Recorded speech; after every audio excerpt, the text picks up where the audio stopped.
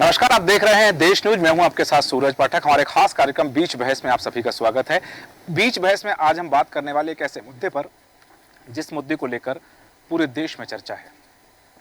एक व्यक्ति, एक शख्सियत का उस पर अब तक ना बोलना और अब बोलना चर्चा का विषय बना हुआ है। हम बात कर रहे हैं इलेक्टोरल बॉन्ड की, सियासी चंदे की, राजनीतिक चंदे की। और चंदे की चकल्लस में अब जितनी बातें सामने आई, क्योंकि अभी तक इस विषय पर प्रधानमंत्री नरेंद्र मोदी के द्वारा कोई वक्तव्य नहीं दिया गया था, लेकिन आज जब उनका वक्तव्य आया, कल भी उन्होंने इस पर वक्तव्य दिया और आज भी जब उन्होंने इस विषय पर बात कही है, तो सियासी गलियारों में चर्चाओं का बाजार गर्म हो गया है कि आखिर अब क्यों जरूरत पड़ी है प्रधानमंत्री नरेंद्र मोदी को बोलने की, क्या वो सफाई दी जा रही है। और उनका एक वक्तव्य जो है, उनका एक सेंटेंस जो उन्होंने कहा है कि जो इसका विरोध कर रहे हैं वो बहुत जल्द पछताएंगे। इसको लेकर के बहुत सारे सवाल खड़े हो रहे हैं। तमाम सवालों के जवाब के लिए हम चर्चा करेंगे। चर्चा में खास मेहमान हमारे साथ हैं, आपका परिचय कराते हैं। और राजनीति के जानकार, पत्रकारिता के पुरोधा हमारे साथ हैं, आपका परिचय करा दें। हमारे साथ हैं आदित्य नारायण उपाध्याय जी, राजनीतिक विश्लेषक। उपाध्याय जी, बहुत बहुत स्वागत है आपका। हमारे साथ है doctor R K. Shukla ji. R K. Shukla ji, आपका स्वागत करते हैं। हमारे साथ कल्पना शर्मा जी हैं। कल्पना शर्मा जी, आपका भी स्वागत करते हैं। राजनीतिक विश्लेषक अभिषेक शर्मा जी हमारे साथ हैं। अभिषेक जी, आपका भी स्वागत है। और राजनीतिक विश्लेषक विलक्षण सक्सेना जी हमारे साथ है। विलक्षण जी, आपका स्वागत करते हैं। और सैफ मलिक जी, राजनीतिक विश्लेषक हमारे साथ हैं। सैफ मलिक जी, आपका भी स्वागत करते हैं। और सबसे पहले अभिषेक जी, आपके पास आना चाहूंगा। इलेक्टोरल बॉन्ड 11 मार्च पेश करना था, डाटा नहीं किया, अधूरा किया।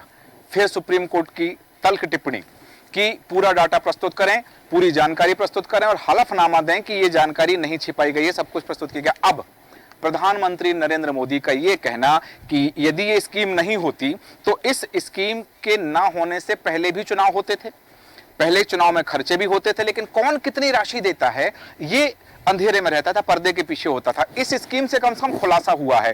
और जिस तरह से विपक्ष भारतीय जनता पार्टी पर, सत्ता पक्ष पर हावी हो रहा था, अब लग रहा है कि प्रधानमंत्री नरेंद्र मोदी के इस वक्तव्य के बाद में कि जो विरोध कर रहे हैं वो बहुत जल्द पछताएंगे। क्या विपक्ष की बोलती बंद हो जाएगी इसके बाद?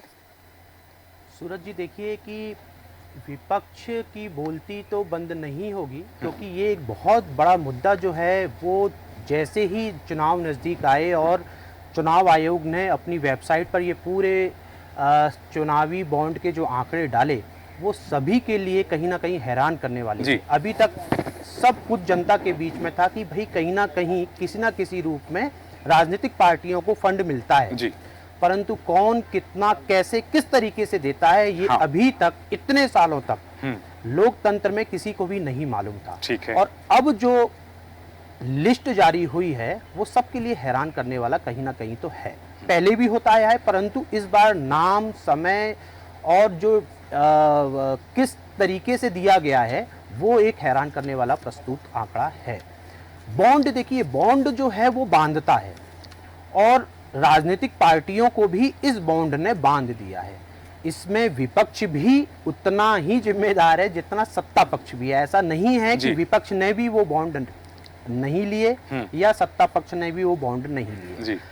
तय ये करना है कि वो बॉन्ड जो है क्या इनकम टैक्स के दायरे में आएगा, क्या ईडी के दायरे में आएगा, या जिस तरीके से बॉन्ड जो है राजनीतिक पार्टियों को मिले हैं उनको किस रूप में पेश करेंगे। क्योंकि कई ऐसे कंपनियों ने बॉन्ड दिए हैं जिनकी बैलेंस शीट उस बॉन्ड के आसपास भी नहीं है। बराबर।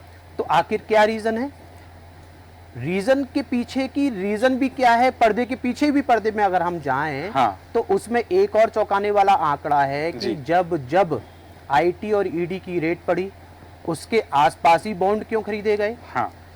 बॉन्ड खरीदे गए तो उसका उपयोग भी राजनीतिक पार्टियों ने किस रूप में किया। देखिए, आपको अगर राजनीतिक पार्टियां हम ये कहती हैं कि नहीं ये तो एक चंदा है, तो चंदे का आंकड़ा जो है क्या वो 100 करोड़ के ऊपर हो सकता है?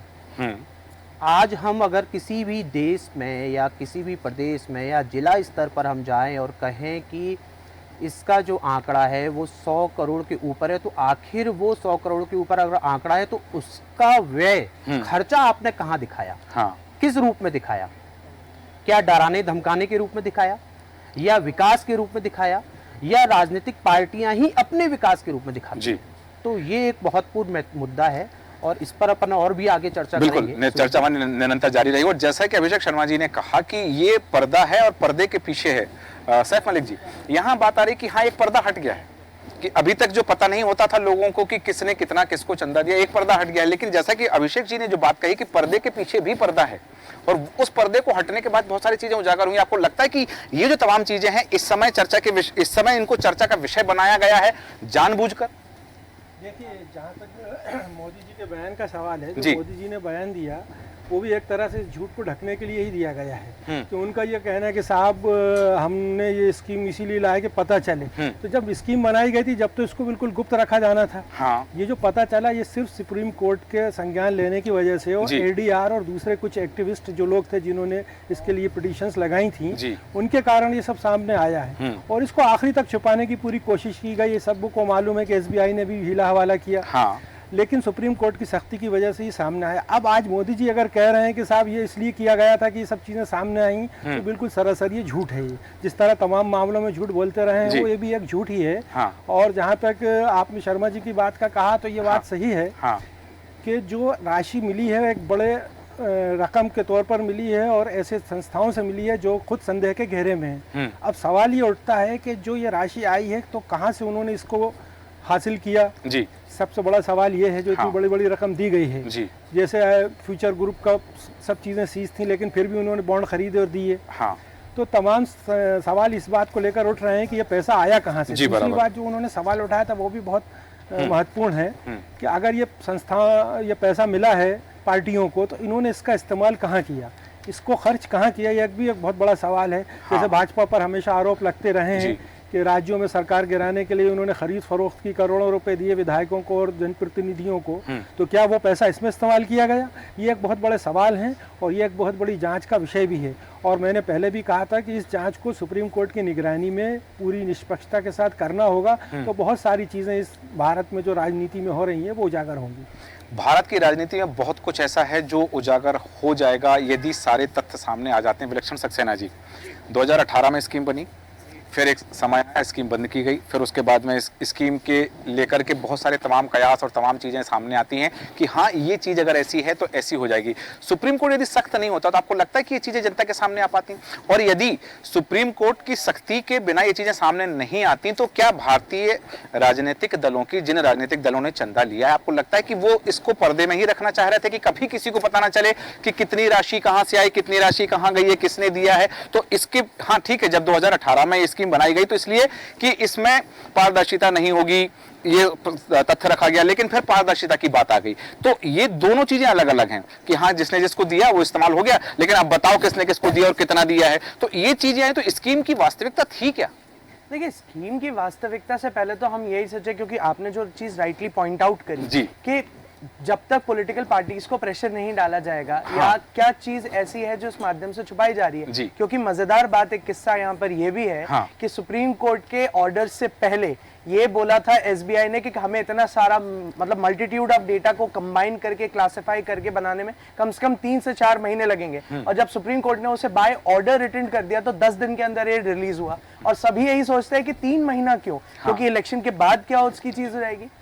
फनीली इनफ हमको ये जानना पड़ेगा कि इलेक्शन का पूरे जो ये सिनेरियो रहा है इसका इतिहास, चंदा पॉलिटिकल पार्टीज को मिलने का एक्चुअल इतिहास क्या है। सी यहाँ पर आते हैं, इसको एक लीगल पर्सपेक्टिव से भी अगर हम देख लें तो representation of people act, finance act, RBI act और अलग तरीके के जो representation of people's act and other election rules act है 2003, ये सब इसको गवर्न करते हैं। पहली बात जब 1950 में आया तब बोला गया था कि एक कोई कंपनी इंडिविजुअल 25,000 से ज्यादा एक साल में नहीं कर सकता और उसका ब्यौरा देना पड़ेगा। ब्यौरा ना रखने पर उसको 5,000 तक का फाइन है। उसके बाद उसे 60s में 1960s में, मैं एग्जैक्ट ईयर नहीं रिकॉल कर पा रहा हूँ, लेकिन थ्रू एन अमेंडमेंट उसको फिर बाद में बैन कर दिया गया कि कोई पॉलिटिकल पार्टीज को कोई कंपनीज फंड नहीं करेंगी।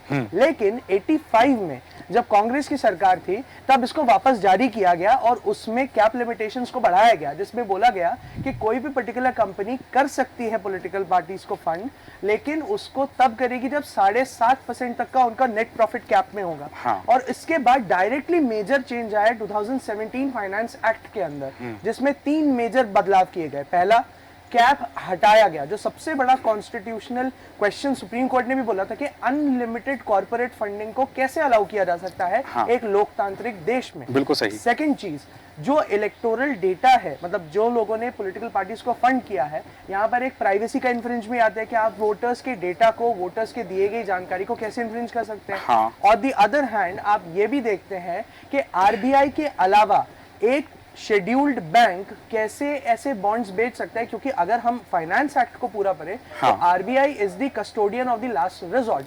आरबीआई ही एक ऐसा एकमात्र है जो पूरे देश में आपके लिए बॉन्ड्स कर सकता है, बॉन्ड बेरर जारी कर सकता है, लेकिन उसको चेंज किया गया 2017 में और उसके बाद उसे बढ़ाया गया। जी। Comes down to the fact कि हम ये पूछें आज की डेट में हमारी राजनीतिक पार्टियों से कि आपने जो चंदा इकट्ठा किया, पहली बात तो इसमें अनलिमिटेड कॉर्पोरेट फंडिंग क्यों ऐड करी? क्योंकि अगर एक लोकतांत्रिक देश में कंपनियां हमारा भविष्य डिसाइड करने लगी तो अंत में ये बात बहुत ज्यादा क्लियर हो जाएगी कि कोई कॉर्पोरेट बेनिफिट के लिए ही हम आज कैंपेन और इंफॉर्मेशन भी जो जानकारियां हम आज देखते हैं वो कॉर्पोरेट फंडेड हो जाएगी। इसका एक बहुत अच्छा उदाहरण देता हूं कि क्यों 1960 में इसे बैन भी किया गया था।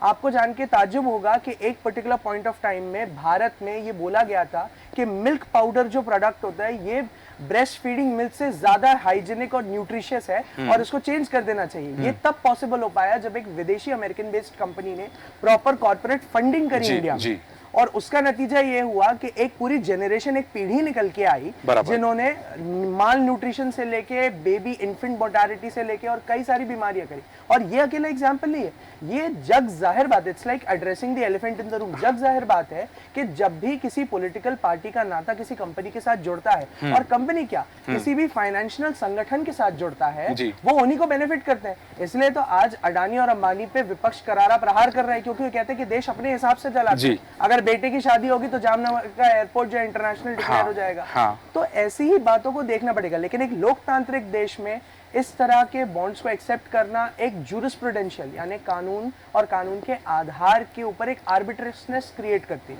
है, और ये एक तरीका बन गया है प्रॉपर फंडिंग का और उसके बाद मनी लॉन्ड्रिंग क्रिएट करने का, जिसमें ऑफ कोर्स हम लेटेस्टली आते हुए आगे चर्चा करेंगे। बिल्कुल, आपने सही कहा। ये जो चीज अगर ये अमेंडमेंट किया गया तो इस अमेंडमेंट में अमाउंट क्यों रखा गया? उसमें पहले अगर बाउंडेशन था तो बाउंडेशन रखना था। हम बॉन्ड की ही बात कर रहे हैं। आदित्य नारायण उपाध्याय जी, आपके पास आना चाहूंगा।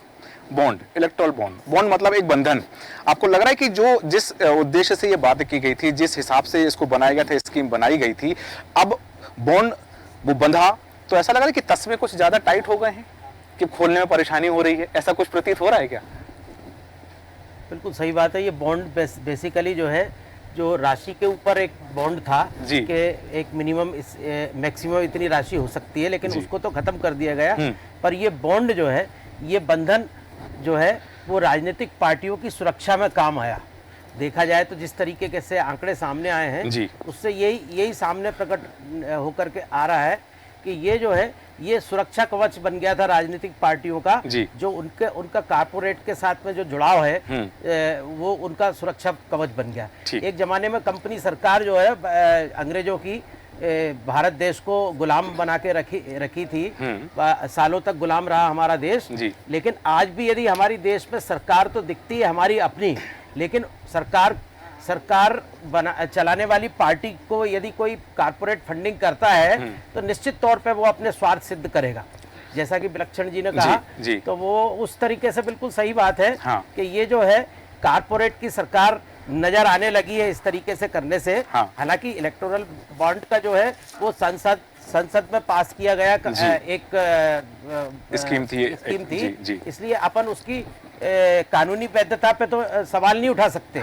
पर जब वो खुल ही गया है, सारी चीजें सुप्रीम कोर्ट ने सामने ला दी हैं, तो ये जरूर दिखाई देता है कि किसने चंदा दिया और कितना चंदा दिया और चंदे की टाइमिंग क्या थी। जिन लोगों के ऊपर केस दर्ज हो रहे थे उन लोगों ने चंदा दिया, उसके बाद उनकी जमानत हो गई, या उन्होंने किसी एक नेता का नाम ले लिया ताकि उस नेता को फंसाया जा सके, फिर उनकी जमानत हो गई। ये सब चीजें देखने में आ रही हैं और ये इसके पुख्ता सबूत है कि इसमें जो है राजनीतिक पार्टी ने सत्तारूढ़ पार्टी ने अपना खेल इसके पीछे खेला है। और निश्चित तौर पर इसके पहले भी जो सरकारें रही थी हाँ। वो कहीं ना कहीं अपने अपने तरीके से अपनी विपक्षी पार्टियों पर दबाव बनाने के लिए निश्चित तौर पर सरकारी अथॉरिटीज का उपयोग करती रही हैं। पर जिस तरीके से इस बार उपयोग किया गया है ये एक कानूनी दायरे में नजर आने लगा है और निश्चित तौर पर इस पे सुप्रीम कोर्ट को आगे भी संज्ञान लेना चाहिए। तो ये चीजें जो है तभी उनकी जो सुप्रीम कोर्ट की जो कार्रवाई है वो पूरी होगी। जब तक वो इसको कानूनी जब वो इसको एक्शन मोड में नहीं आएगा सुप्रीम कोर्ट, जब तक कि इसके पीछे जो खेल हुआ है उस खेल जो चूंकि उजागर हो चुका है हाँ। तो उस खेल को भी उन्हीं संस्थाओं द्वारा, जिन संस्थाओं के दबाव से ये इस सब के पीछे फंडिंग का फार्मूला अपनाया गया था, उन संस्थाओं के द्वारा ही उन्हीं लोगों पर कार्रवाई करने का आदेश सुप्रीम कोर्ट को देना चाहिए जिन लोगों ने इस तरीके का लंबा चौड़ा एक व्यापक जो है भारतीय लोकतंत्र के खिलाफ जो है जो सारी करतूत की गई है। निश्चित तौर पर इसके लिए जो है देश की जनता सुप्रीम कोर्ट की ओर देख रही है। हाँ। लेकिन मेरा इसमें एक कहना यह भी है कि ठीक है ये सारी चीजें अभी चुनाव के टाइम पर हो रही हैं और चुनाव के टाइम पर चर्चा हो रही है इसकी। हाँ। लेकिन क्या ये चुनावी मुद्दा बन सकता है? ये प्रश्न के दायरे में बात ये है कि इसको चुनावी मुद्दा और जन तक पहुंचाने के लिए मीडिया के ऊपर बहुत बड़ी जिम्मेदारी है।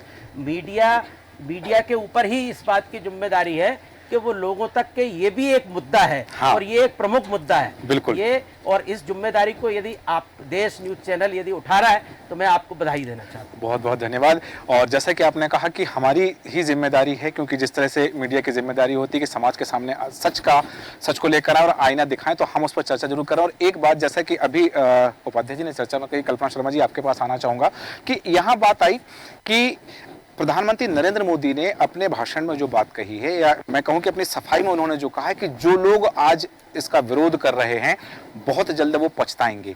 यहाँ दोनों पक्ष में बात करना चाहूंगा कि वो जो विरोध कर रहे हैं वो किन कारणों से कर रहे हैं, और प्रधानमंत्री नरेंद्र मोदी जो बात कर रहे हैं कहीं ऐसा तो नहीं कि दोनों की तरफ से ये आशय हो कि यदि तुम हम पर एक उंगली उठाओगे तो बाकी 3 तुम्हारी तरफ भी होंगी।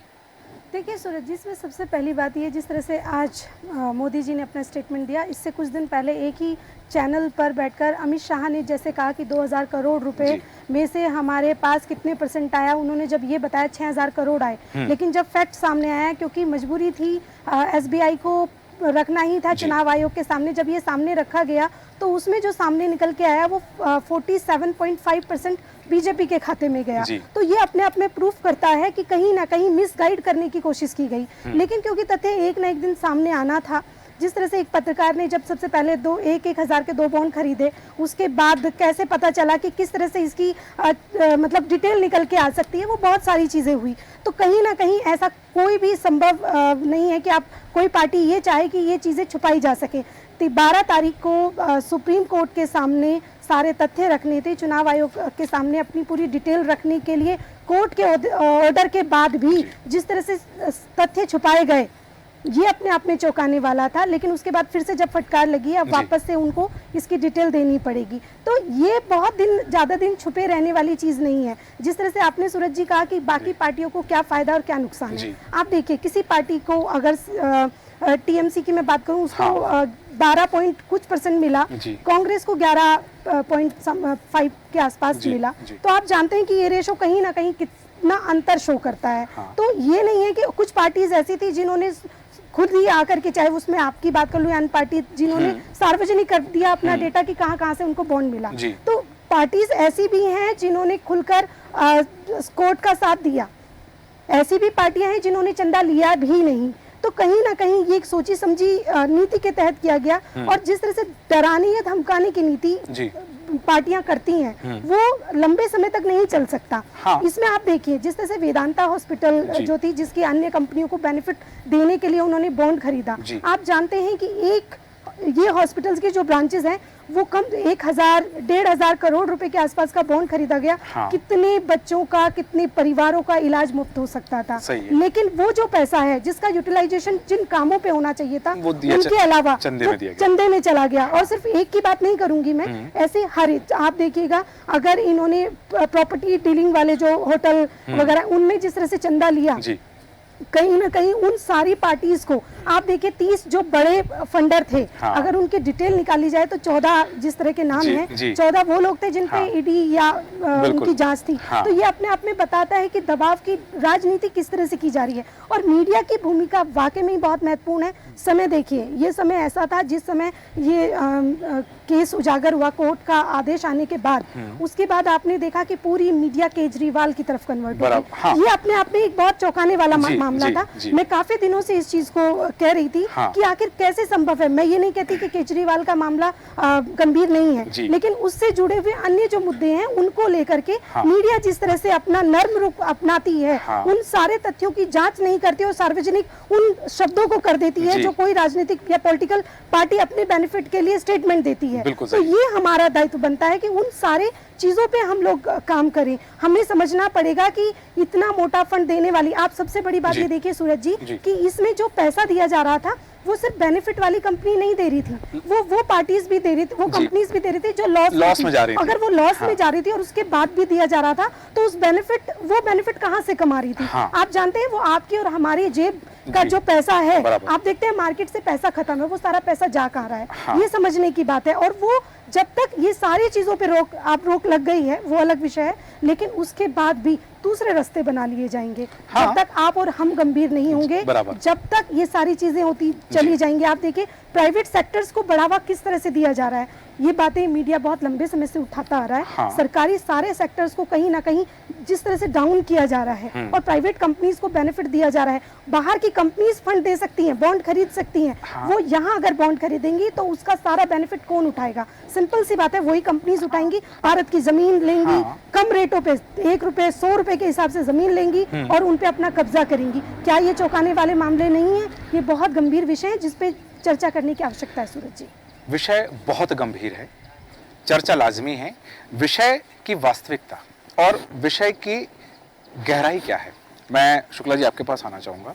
अभी चर्चा के दौरान बात आई कि अब तक जो मामले उजागर हुए हैं, अभी तक जो चीज़ें स्पष्ट हुई हैं वो ये हुई हैं कि किसने चंदा दिया, ये बात आई कि किसको चंदा दिया, ये बात आई कि कितना चंदा दिया। लेकिन क्या इस चंदे के बीच में उस राशि का कहाँ किसने प्रयोग किया है, ये बात आनी चाहिए। और यदि ये नहीं आती है तो फिर इस पूरे गतिविधि का ये जो पूरा कहते कि पटकथा लिखी है, इसका क्या कोई परिणाम सामने आ भी पाएगा कि नहीं आ पाएगा? देखिए, इलेक्टोरल बॉन्ड स्कीम जी से जो हमारे देश की राजनीतिक पार्टियों के दामन पर दाग लगा है, उससे कोई भी पार्टी अछूती नहीं है।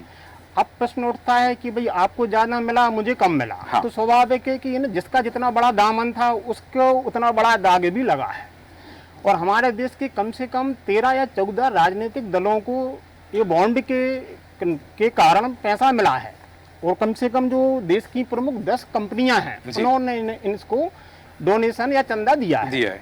अब प्रश्न उठता है कि डोनेशन मेरे हिसाब से ही चंदा कहलाता है। हाँ। ठीक है, तो जो आदमी चंदा दे रहा है या डोनेशन दे रहा है, डोनेट कर रहा है, हाँ। ठीक है ना, उसकी नियत देखी जाती है और उसकी नियत से कहीं ज्यादा महत्वपूर्ण है तो उस दान या चंदे को लेने वाले की नियत।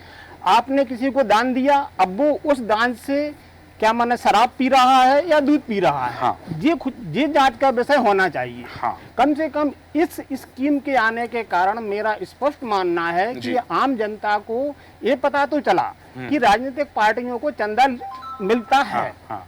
2014 या 2018 के पहले जब ये स्कीम लॉन्च हुई थी, शायद 2 जनवरी 2018 को ये स्कीम लॉन्च हुई थी। बराबर। उसके पहले सबको मालूम था कि भाई राजनीतिक पार्टियां चंदा लेती हैं। हाँ। कौन कितना लेता है, कौन कितना देता है, ये किसी को पता नहीं था। हाँ। कम से कम ये स्कीम लॉन्च होने से ये जनता के सामने देर आया वो अलग मैटर है। हाँ। सुप्रीम कोर्ट के हस्तक्षेप के बाद आया ये अलग मैटर है। हाँ। कम से कम देश को पता तो चला। हाँ। कि भाई भारतीय जनता पार्टी को इतना मिला, कांग्रेस को इतना मिला, टीएमसी को इतना मिला। हाँ। और चूंकि जो पार्टी बैंक के माध्यम से पेमेंट करती है वो स्पष्ट रूप से अपने ITR में इसको शो करती है। हाँ। उसकी बैलेंस शीट में ये डाटा क्लियर रूप से मेंशन होते हैं। हाँ। वो अपनी साइट पे भी दिखाती है। जी कोई भी गवर्नमेंट अप्रूव्ड अथॉरिटी जब भी चाहे उस डेटा को चेक कर सकती है। ठीक। तो मेरा मानना है कि इस स्कीम आने से कम थोड़ी बहुत ट्रांसपेरेंसी तो आई है, पारदर्शिता आई है। पारदर्शिता जी। आई है। दूसरा प्रश्न उठता है कि अगर इसमें इस स्कीम के बाद ट्रांसपेरेंसी है हाँ। तो फिर सुप्रीम कोर्ट ने इसको बैन क्यों किया? हाँ ठीक है ना। हाँ उसका मेरा मानना है कि सुप्रीम कोर्ट ने सिर्फ इस कारण से बैन किया है कि ये जो पैसा पार्टियों को मिल रहा है और ये पार्टी इस पैसे को देने वाली पार्टियों का इंटेंशन क्या है? हाँ। क्या उनको चंदा मिलने के पहले या मिलने के बाद इनडायरेक्टली रूप से कहीं बेनिफिट तो नहीं दिया गया? हाँ और सिर्फ जांच इसी विषय पर होना चाहिए। हाँ बल्कि मैं तो ये कहूंगा कि ये स्कीम लागू रहना चाहिए। ठीक है, ताकि क्योंकि स्कीम ट्रांसपेरेंट है। हाँ। कम से कम जनता को पता तो चल रहा है कि भाई भारतीय जनता पार्टी ने इतना पैसा डोनेशन से लिया, खाया या जो भी किया, कांग्रेस ने इतना खाया लिया जो भी किया, ये शब्द कम से कम देश को मालूम तो है। जी ठीक है ना। तो मैं इस चीज जी। को मैं एग्री करता हूँ कि ये पॉलिसी कंटिन्यू होना चाहिए। जी। इसमें इसके जो है ना ड्रॉबैक हैं हाँ कि आपने यूज कहाँ किया। हाँ अब ये पार्टियों को बाउंडेड किया जाना चाहिए वायदा सुप्रीम कोर्ट कि जी। आपको अगर 2 रुपए मिले हैं तो हाँ। 2 रुपए का आपने क्या किया? झंडा लगाया या अपने घर में बैठ के आपने शराब पी? ठीक है ये बिल्कुल बिल्कुल। बताना- जी विलक्षण जी आप ही के पास है जी। मैं बिल्कुल अग्री करता हूं उनसे जी। एक बात पे कि हाँ ट्रांसपेरेंसी तो आई है, लेकिन इस चीज को अलग तरीके से ले। ट्रांसपेरेंसी इस चीज की आई है कि स्कैम कितना जबरदस्त हो रहा है, क्यों हो रहा है, ये मैं आपको एक छोटे से उसमें जी। लफ्ज में एक्सप्लेन करता हूँ। जी आपने जैसे राइटली पॉइंट शर्मा मैम ने बिल्कुल राइटली पॉइंट आउट किया। हाँ। शेल कंपनीज हैं, एक कंपनीज जिनकी जी। कॉर्पोरेट, और मैं सब दर्शकों को भी चाहूंगा कि अगर वो खुद भी चाहें तो चेक कर सकते हैं हाँ। मिनिस्ट्री ऑफ कॉर्पोरेट की वेबसाइट पे जी। भारत में रजिस्टर्ड हर कंपनी की सारी financial book and records available होते हैं चेक करने के बिल्कुल लिए। है। हाँ। अब जो कंपनीज 300 करोड़ का लॉस कर रही है वो डोनेट कैसे कर सकती है? हाँ। दूसरा, शेल कंपनीज का यहाँ पे वास्तविकता क्या है? यहाँ एक शेल कंपनीज वो कंपनीज जो सिर्फ 15 या क्या कहते हैं 20 दिन पहले भी बनी है या कुछ 3 फाइनेंशियल साइकिल्स को अभी तक कर चुकी हैं, उसके बाद उन्होंने कॉन्ट्रीब्यूशंस किए क्रॉस नेशनल। इवन आपको बताते हुए मुझे, मैं एग्जैक्टली कंपनी का नाम अगर मैं त्रुटि कर जाऊं तो आप लेकिन देख सकते हो उस लिस्ट में पाकिस्तान बेस्ड की एक इंफ्रास्ट्रक्चर कंपनी ने तक भी फंडिंग किया है। हाँ। ये हो रहा है इस देश में। हाँ। और उसके बाद एग्जैक्टली चाइनीज कंपनीज ने भी किया है। और उसके बाद हम ये देखें कि आप यहाँ पे स्कैम हो कैसे रहा है। पहली बात तो एक केवाईसी बेस्ड डॉक्यूमेंट, एक केवाईसी बेस्ड एंटिटी जिनको नो योर कस्टमर, जिनके वेरिफिकेशंस हो रखे हैं, आधार, पैन बेस और सब चीजें, वो एंटिटी जाके इलेक्टोरल बॉन्ड्स हंड्रेड्स, थाउजेंड्स और लैक्स के डिनोमिनेशंस में खरीद सकते हैं। ठीक है। लेकिन ऑन द अदर हैंड अगर आप देखें तो इन कंपनीज की सबसे पहले तो हम यही जानते हैं कि केवाईसी में क्या होता है। कई बार हमें पता चलता है कि हमारे सेल्फ के मोबाइल नंबर से 10 अकाउंट्स चल रहे होते हैं क्योंकि मल्टीट्यूडनेस ऑफ अकाउंट्स हो गए हैं। हाँ। उसके बाद जब ये इलेक्टोरल स्कीम को हम ध्यान से देखें, इसके 2017 अमेंडमेंट ने क्लियरली बोल दिया है कि अगर कोई पॉलिटिकल पार्टी फंड लेती है इलेक्टोरल बॉन्ड्स के माध्यम से, तो उन इलेक्टोरल बॉन्ड्स के लिए स्पेशल पर्टिकुलर पॉलिटिकल पार्टी को अपने रिकॉर्ड्स मेंटेन करने की आवश्यकता नहीं है। जजमेंट सुप्रीम कोर्ट के पेज नंबर 12, 13, 14, 15 पे आप देख सकते हैं, इसमें सुप्रीम कोर्ट ने ये चीज ऑब्जर्व करी है। उसके बाद आप अगर रिकॉर्ड मेंटेन नहीं करेंगे तो इंडिविजुअल पार्टीज ऑडिटिंग और उसके बाद कंपनीज से जब उनका पूरा का पूरा ऑडिट होगा तो उनमें उनकी वास्तविकता कैसे दिखाई देगी। उसके बाद हम ये चीज देखें कि ऐसी कंपनीज कितना बड़ा मनी लॉन्ड्रिंग का फ्रंट क्रिएट कर सकती हैं, क्योंकि बोला इस रीजन से गया था, जो मैं इनसे बिल्कुल अग्री करूंगा कि उन्होंने बोला था कि ब्लैक मनी भी रूट आउट होगा। काला पैसा निकल के आएगा।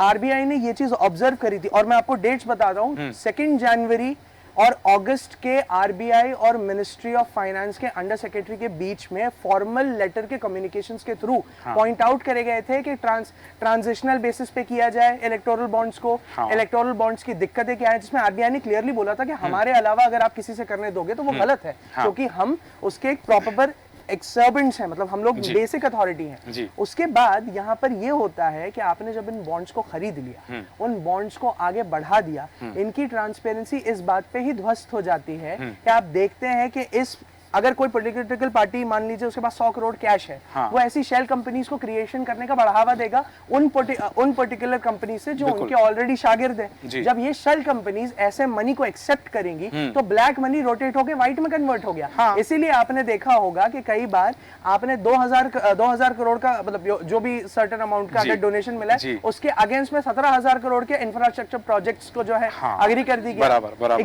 एग्जैक्टली। तो यहाँ पर इतनी तरीके की आप सोचिए जो नंबर आप मोबाइल अगर आपने एक इंडिविजुअल ने खरीदा है, हाँ। आपका मोबाइल नंबर वेरीफाइड नहीं है, अकाउंट उसमें अकाउंट्स में धांधलेबाजी हो रही है, जिस पॉलिटिकल पार्टी को आप दे रहे हो वो रिकॉर्ड मेंटेन नहीं कर रहा, हाँ। तो ये पैसा जा कहाँ रहा है? हम वोट को बिकते हुए अपनी आंखों के सामने देख रहे हैं। हाँ। इसलिए मैं कहता हूँ कि मैं इनसे एग्री करता हूँ कि ट्रांसपेरेंसी तो आ गई है। ठीक है जी जी मैं एक चीज और जोड़ना जी, कल्पना जी। चाहूंगी। जिस तरह से ये अरुण जेटली ने जिस समय सदन में ये चीज पेश करी थी, हाँ। उस समय अपने स्टेटमेंट में ये बात कही थी कि इससे ट्रांसपेरेंसी आएगी और इससे जो विपक्षी पार्टी हैं उनको भी जो फंड मिलेगा वो भी गुप्त रखा जाएगा। लेकिन आप देखिएगा हाँ। जो एक कोड जो जनरेट होता है जी। वो कहीं ना कहीं वो सिर्फ सरकार के पास रहता है, तो सरकार के पास पूरी जानकारी होगी हाँ। कि किसको कितना मिल रहा है। वो जरूर आपने, यदि मैं विपक्ष में बैठी पार्टी हूँ और आप मुझे 10 रुपए देते हैं, हाँ। तो नजर आपकी है, लेकिन मैं क्योंकि विपक्ष में हूँ मुझे हाँ। आपकी डिटेल्स नहीं नहीं मिलेगी। तो ये कहीं ना कहीं ये पारदर्शिता तो संभव ही नहीं थी। बिल्कुल। तो ये सारे पॉइंट्स हैं जिसको लेकर के कहीं ना कहीं सवाल खड़े होते हैं। बिल्कुल, सवाल तो खड़े होते हैं और उन्हीं सवालों के लिए हम चर्चा कर रहे हैं। सैफ मलिक जी, आपके पास आना चाहूंगा।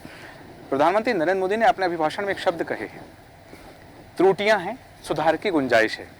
हमने बहुत सारी चीजें देखी हैं। हम जीएसटी की बात कर लें, इतने संशोधन हुए हैं कि उन केवल संशोधनों का अलग ग्रंथ बना हुआ है। हम देखें उसके बाद और भी कई नियम आए हैं, कई नियमों में बदलाव हुआ है, कई अमेंडमेंट किए गए हैं। तो ये बात यदि वो आज कर रहे हैं कि त्रुटियां हैं तो संशोधन हो जाएगा, क्या जब उसे लागू के हर पहलू पर विमर्श अनिवार्य नहीं था, उसके हर पक्ष का एक बृहद अध्ययन अनिवार्य नहीं था, आज त्रुटि पे कल सुधार कर लेंगे, ये चीजें क्या सिर्फ हम प्रयोगशाला है पूरा देश? देखिए, जो मोदी जी ने बयान दिया वो तो सिर्फ अपनी जो गलती की उसको छुपाने के लिए दिया है, और सारी चीज़ों को समझने बूझने के बाद ही इस एक्ट को लाया गया है। और इसकी नीयत कुल मिलाकर इतनी ही थी कि किस तरह से चंदा हमारे पास आएगा ये किसी को भी ना पता चले। और दूसरा जो एक बहुत बड़ा खेल इसमें बीजेपी की तरफ से खेला गया है, वो लोगों पर ईडी और दूसरे माध्यमों से दबाव दिया गया, सब चीज़ें खुल के सामने आ रही हैं, और फिर उनसे चंदे के रूप में पैसा वसूल किया गया। हाँ। तो ये खेल तो वो चला रहे थे अपनी फ़ायदा उठाने के लिए, लेकिन चूंकि उनके ख्यालों गुमान में भी नहीं था कि कभी कोई ऐसा वक्त आएगा या कोई पिटीशन लगाएगा और उस पर सुप्रीम कोर्ट संज्ञान लेकर इसको उजागर करेगा और ये सारी चीज़ें खुल जाएंगी। क्योंकि ट्रांसपेरेंसी के नाम पे तो कुछ होना इसलिए नहीं था कि जब सब चीज़ें गुप्त थी तो ट्रांसपेरेंसी कहाँ से होती? हाँ। कि किसने खरीदा, किसने बेचा, किसको दिया, ये कुछ सब चीज़ें छुपी हुई थी। और पूनम अग्रवाल जी का भी जिक्र किया था मैडम ने जी। तो उन्होंने बड़ा अच्छा काम किया था कि जब ये आए थे बॉन्ड, उसी वक्त उन्होंने 2 बॉन्ड खरीदे और उस पर पूरा उसका रिसर्च करा है उन्होंने, और जो उसके अंदर अल्ट्रा वायलेट किरणों से छुपे हुए जो डिजिट्स थे वो भी चीज़ वो सामने लाई। ये बहुत बड़ी चीज़ थी जो बाद में हाई कोर्ट ने, सुप्रीम कोर्ट ने संज्ञान में लेकर उसको कहा कि हमको ये नंबर दिए जाएं। तो जहाँ तक शुक्ला जी ने जो कहा है, मैं इस बात से बिल्कुल भी सहमत नहीं हूँ कि ये स्कीम से पारदर्शिता आई है या स्कीम लागू रहने से फ़ायदा होगा। इससे तो क्या है कि ये एक साधन बना रहेगा राजनीतिक पार्टियों के लिए कि जो भी जहाँ भी सत्ता में है और जो दूसरी पार्टियाँ, दूसरे लोग, कंपनीज, टेंडर लेने वाले लोग जो भी फायदा उठाना चाहते हैं वो इलेक्ट्रॉल बॉन्ड खरीदेंगे और उनको चंदा देंगे, भले ही खुले में दे। तो मोदी जी तो स्पष्ट कह रहे हैं कि पहले भी चंदा आता था लेकिन पहले पता नहीं चलता, तो इससे पता चला है। नहीं, चंदा तो पहले आता था लेकिन गुप्त रूप से दिया जाता था और वो ऐसे ही लोग देते थे जिनको कुछ काम निकालना होता था। हाँ। लेकिन वो इतनी बड़ी राशि देने की हिम्मत नहीं करते थे। हाँ। वो कम राशि होती थी क्योंकि ये डर होता था कि इतनी बड़ी राशि अगर कहीं पकड़ ली गई तो हम इसको साबित कैसे करेंगे कि इतनी रकम आपके पास आई कहाँ से। और जहाँ तक सवाल है बॉन्ड खरीदने का, जहाँ तक मुझे नॉलेज है बॉन्ड खरीदने के भी रिसोर्सेज जो है कंपनीज ने डिस्क्लोज नहीं किए हैं। और दूसरी बात है अकाउंट्स बुक में दिखाना तो बहुत मुश्किल होगा, जैसा शुक्ला जी ने कहा था कि उन्होंने दिखाया होगा। हाँ। इसलिए नहीं दिखाया होगा आईटीआर रिटर्न में कि जब ये गुप्त है, अगर हम आईटीआर में शो कर देंगे कोई चीज के साथ हमने ये बॉन्ड खरीदे या कंपनी किसको दिए, तो वो तो पहले ओपन हो जाएगा। शुक्ला जी की इस बात से भी मैं सहमत नहीं हूँ। तो कुल मिलाकर ये सिर्फ भाजपा लाई थी अपना फायदा उठाने के लिए, किस तरह से वसूल करना है पैसा हमको और किस तरह से काम करना है, और ये सारी चीजें खुलकर सामने आ गई हैं। तमाम ठेके जो दिए गए हैं, तमाम लोगों को फंसाया गया है ईडी के माध्यम से, आई उसके माध्यम से। अब अरविंद केजरीवाल जी का भी जहाँ तक मामला है तो वो रेड्डी जी का सामने आ गया कि उनको अरेस्ट किया, उनको किंग पिन बताया गया। फिर 55 करोड़ के जब उन्होंने बॉन्ड खरीद के चंदा दे दिया तो उन्होंने केजरीवाल जी का नाम भी दे दिया, वो अप्रूवर भी बन गए, उनको जमानत भी हो गई और उनके बेटे ने भाजपा भी ज्वाइन कर ली। तमाम चीज़ें खुलकर सामने आ रही हैं कि इस पैसे का किस तरह से दुरुपयोग किया गया और विपक्षी पार्टियों को फंसाने का भी इसके में इस्तेमाल किया जा रहा है, नेताओं को फंसाने में इस्तेमाल किया जा रहा है। भाजपा को अपने गिरेबान में खुद झांकना चाहिए, उसको खुद देखना चाहिए कि जो इतने हजारों करोड़ रुपया आया वो आखिर इस्तेमाल कहाँ किया उन्होंने। हाँ। और जो लोगों को दबाव देकर के पैसा वसूला, जी। तो जो लोग उनको वसूली भाई कह रहे हैं, मैं उसको बिल्कुल ठीक मानता हूँ कि एक नॉर्मल जबान में जिस तरह से लोग पैसा वसूल करते हैं दबाव हाँ, देके, हाँ। ये इसको दूसरे रूप में उन्होंने दबाव दिया, इसमें सरकारी एजेंसियों का गलत इस्तेमाल हुआ। जी, हालांकि मोदी जी ने जी। एक चीज और कहना जी, चाहूंगा, जी। मोदी जी ने अपने इस इंटरव्यू में एक बात और कही थी हाँ कि हमने ईडी का गठन नहीं किया, जी, पीएमएलए कानून हमने नहीं बनाया। हाँ। मैं मानता हूँ वो बिल्कुल ठीक बोल रहे हैं, हाँ। लेकिन जिस नियत से ईडी का गठन किया गया या पीएमएलए कानून बनाया गया, उससे कभी किसी को इस तरह से प्रताड़ित नहीं किया गया, कभी झूठा नहीं फंसाया गया। जो दोषी थे उनके खिलाफ ही कार्रवाई की गई, ये उसकी नियत थी। लेकिन भाजपा के सत्ता में आने के बाद और विशेषकर नरेंद्र मोदी जी के सत्ता में आने के बाद जी, सारी चीज़ों का बहुत दुरुपयोग किया जा रहा है और एजेंसीज का तो बहुत ज़्यादा दुरुपयोग किया जा रहा है। और आज सारा देश, सारे लोग ये देख रहे हैं। जहाँ तक सवाल मीडिया का है, तो लोग उसको गोदी मीडिया कहते हैं, तो उस चीज़ को वो छुपा रहे हैं, इस चीज़ को बिल्कुल उजागर नहीं कर रहे हैं। इस मामले में एक उदाहरण देना चाहूँगा कि एक एडवर्टीजमेंट चल रहा है कि पप्पा वार रोक दी, हाँ। उस पर भी बहुत चर्चा हो रही जी, है। जी। तो उसके कुछ क्लिपिंग्स मैंने देखे कि कुछ चैनल वालों ने हाँ। मोदी जी के पक्ष में ये बात अपने चैनल से दिखाई कि साहब 15 मिनट के लिए वार रोक दी थी, तो कोई कह रहा 2 घंटे के लिए रोक दी। और इसी तरह के बयान बीजेपी का बड़े नेताओं ने दिए, जबकि विदेश मंत्रालय के एक प्रवक्ता ने इस बात को सरासर झूठ बताया। और विदेशों से आने वाले तमाम छात्रों की क्लिपिंग्स आप देखेंगे तो उन्होंने साफ साफ कहा है कि हमारे को सरकार ने कोई मदद नहीं की। तो इस तरह से ये दुरुपयोग किया जा रहा है, जिसको रोका जाना बहुत ज़रूरी है। जी, ये जो तमाम बातें सैफ अली जी ने जो कही हैं, सैफ मलिक जी ने जो बात कही है कि इनमें एजेंसी को लेकर के बात आई है। और हालांकि मैं दर्शकों से एक बात कह दूं कि यदि ये संसदीय प्रक्रिया होती तो मैं 2 शब्दों को जरूर विलोपित करता। जैसा शुक्ला जी ने कहा था कि पैसा आया है या खाया है, और जैसा वसूली भाई जो 2 शब्द आए हैं, तो संसदीय पत्रकारिता सभी जानते हैं। तो शुक्ला जी, आप कुछ कहना चाह रहे थे सैफ मलिक जी की बात तो पर? मेरा ये कहना था कि इस पूरी स्कीम में जो है ना ट्रांसपेरेंसी कहाँ है। एक बेसिक सी बात है, अगर आप किसी भी बैंक में 49,000 से ऊपर या 50,000 रुपए जमा कराने जाएंगे, बैंक आपसे सबसे पहले पैन नंबर मांगती है। जी बिल्कुल। और जैसे ही आपका पैन नंबर वहाँ इनरोल्ड होता है, रजिस्टर्ड होता है, उस अकाउंट में जो भी ट्रांजैक्शन होगा वो कहाँ पर आ जाता है, बैंक के रिकॉर्ड में आ जाता है। मैं इसको ठीक क्यों बोल रहा हूँ कि कम से कम जिन भी कंपनियों ने जो भी पैसा किसी भी पर्टिकुलर राजनीतिक पार्टी को दिया है, उस पे इनकम टैक्स लगेगा। हमारे देश को कम से कम डायरेक्टली 30% का फायदा तो हुआ। अगर पार्टी एग्जम्प्टेड है, पार्टियों पर इनकम टैक्स नहीं लगता। मेरी बात सुनिए, मैं पार्टी की बात नहीं, आपने बोला आपको सुधारना, उस कंपनी को लगेगा, पार्टी को नहीं लगेगा। आपने भी पार्टी का बोला। सुनिए, तो उस जो कंपनी अमाउंट पे कर रही है उसको 30% के अकॉर्डिंग इनकम टैक्स पे करना पड़ेगा।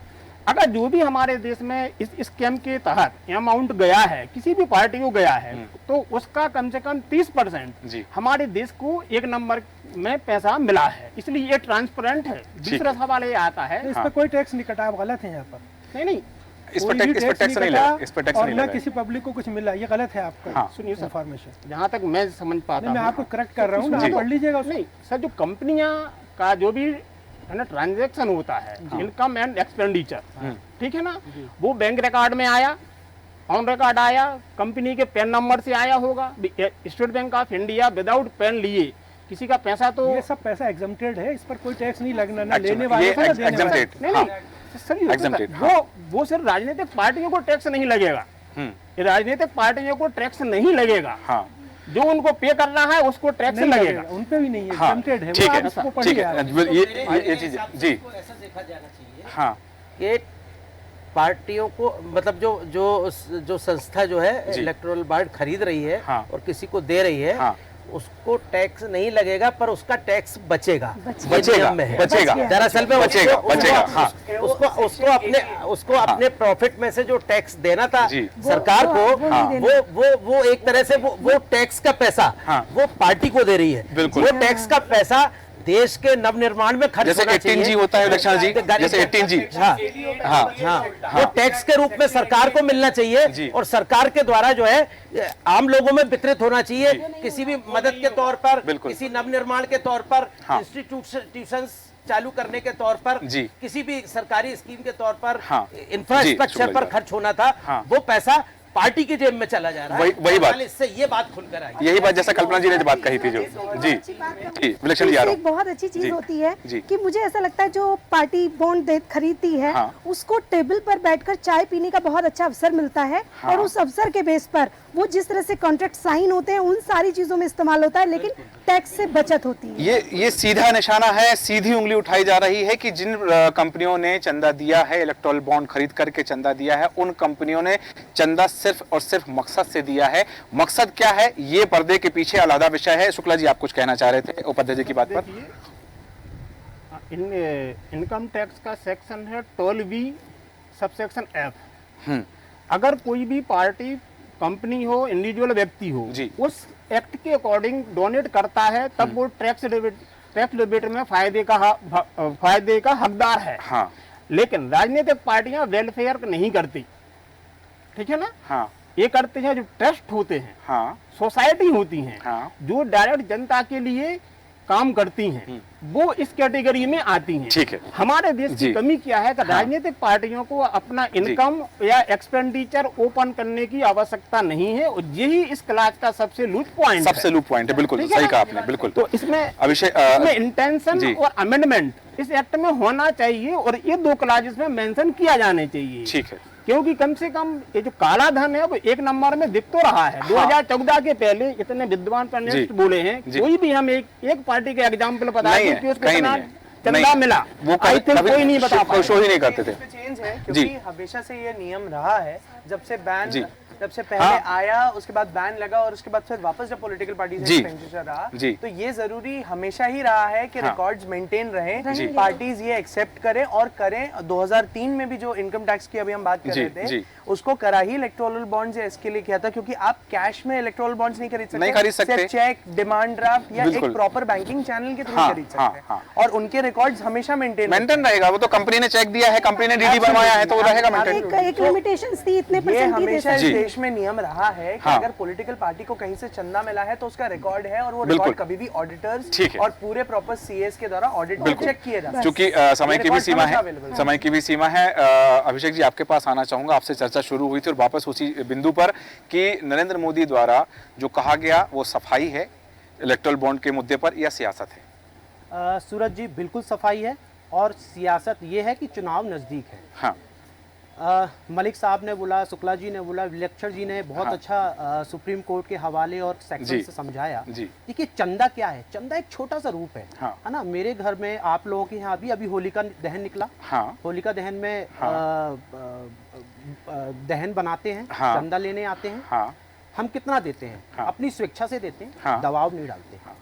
और जो चंदा लेने वाले वो लोग थे वो भी अपनी स्वेच्छा से सिर्फ उन्हीं के लोगों के पास जाते हैं जिनसे हमारा परिचय होता है। यहाँ परिचय नहीं है, यहाँ पाकिस्तान से भी चंदा आ रहा है, चाइना से भी चंदा आ रहा है। कहीं ना कहीं ये चंदा नहीं है, तो कहीं ना कहीं ये चंदा तो है ही नहीं, क्योंकि चंदा का रूप छोटा होता है। ये चंदा नहीं है तो चंद्रमा से भी बड़ा आकार बन गया कि जो 6000 करोड़, मतलब आप समझिए कि 6000 करोड़ हाँ। की कोई पार्टी जिसके पास फंड रखा हुआ है, जी। तो मैं तो समझता हूँ राजनीतिक पार्टी वो है ही नहीं। हाँ वो नहीं है राजनीतिक पार्टी, वो कहीं ना कहीं कॉर्पोरेट कल्चर में ढल चुकी है। पहली चीज। ठीक है। शुक्ला जी ने कहा कि बहुत अच्छा पॉइंट रखा कि इससे एक पारदर्शिता आती है, परंतु पारदर्शिता के साथ क्या ये सुनिश्चित हम करेंगे कि जो पार्टियां या जो व्यक्ति अगर चुनावी बॉन्ड खरीद रहा है वो अपने मन से खरीद रहा है, हाँ या इसमें एक पैरामीटर लगाया जाए कि भाई 6000 करोड़, मतलब एक अगर माना जाए तो एक छोटा सा शहर होता है, ग्राम होता है, उसकी एक जीडीपी होती है। हाँ आप उतना एक छोटी सी पार्टी या बड़ी पार्टी, कई जगह नगर साल भर का बजट होता है इतना, कई जगह नगर निगम का इतना साल भर का बजट होता है। मलिक साहब ने और मैडम ने भी एक चीज कही कि जी। आखिर इसका यूज क्या है। हाँ क्या राजनीतिक पार्टियों ने इस फंड को कहीं इन्वेस्टमेंट किया सामाजिक कार्यों में? राजनीतिक पार्टियों का काम क्या है? वो सब ही कहते हैं कि हम जनता की सेवा में लगे हुए हैं। हाँ तो क्या जनता की सेवा के लिए उन्होंने कोई एक स्कूल या विद्यालय या चिकित्सालय ओपन किया जिसको कोई जनता पार्टी या कोई कांग्रेस पार्टी या कोई आप दल या कोई भी स्वयं अपने खर्चों पर चला रही है? आप बता दीजिए। हाँ नहीं। तो फिर ऐसी चुनावी बॉन्ड का यूज क्या है? What is the use? और हमेशा ये देखिए, कोई भी चंदा हो, जी।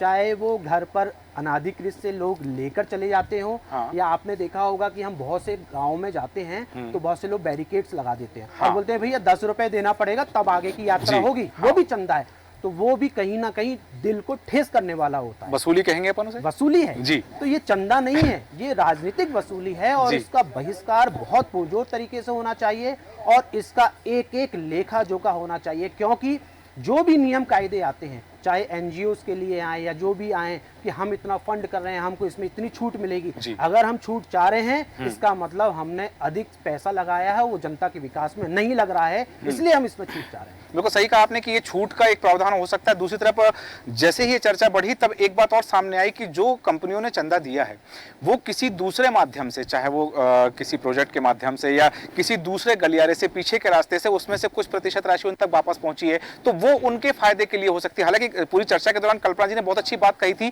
कि वो कंपनियां, वो हॉस्पिटल्स या वो इंडस्ट्री पॉलिटिकल पार्टी को चंदा दे रही हैं, जिनको यदि वो पैसा स्कूल बनवाने में, कहीं और बनवाने में लगाते तो उसका बहुत अच्छा फायदा मिल सकता था, समाज को मिल सकता था, उसकी उपादेयता हो सकती थी, उपयोगिता हो सकती थी उस राशि की, यदि वो इस दिशा में खर्च किया जाता। लेकिन अपने फायदे के लिए यदि राजनीतिक दल को चंदा दिया जा रहा है, या विवशता में दिया जा रहा है, मजबूरी में दिया जा रहा है, या किसी दूसरे तरीके से लाभ उपार्जित करने के लिए दिया जा रहा है, तो सवाल खड़े होना लाजमी है। और जैसा कि उपाध्याय जी ने कहा था कि मीडिया की जिम्मेदारी है, हम अपनी जिम्मेदारी निभा रहे हैं जनता तक ये बात पहुंचाने की वास्तविकता क्या है। और ये बात केवल देश न्यूज नहीं, देश न्यूज के तमाम अतिथि जो पत्रकारिता के पुरोधा हैं, राजनीतिक विश्लेषक हैं, उनके माध्यम से इस चर्चा में हमने आप तक पहुंचाई कि क्या वास्तविकता हो सकती है। ये पर्दा है तो पर्दे के पीछे क्या है और पर्दे के पीछे की सच्चाई क्या है।